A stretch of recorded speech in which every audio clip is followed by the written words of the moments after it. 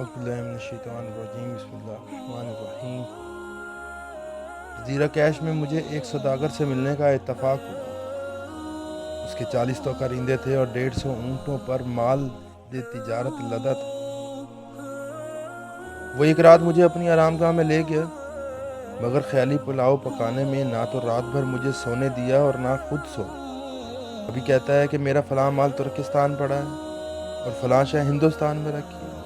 کبھی سناتا کہ سکندریہ چلیں کہ وہاں کی آب و ہوا بڑی خوشگوار، پھر خود ہی کہہ دیتا جائیں کیسے۔ کبھی کہتا کہ جس سفر کا میں نے ارادہ کر رکھا ہے اگر وہ پورا ہو جائے تو پھر عمر بھر ایک جگہ گوشہ عافیت میں بیٹھ کر قناعت سے بسر کروں۔ میں نے پوچھا بتائیے تو وہ کون سا سفر ہے؟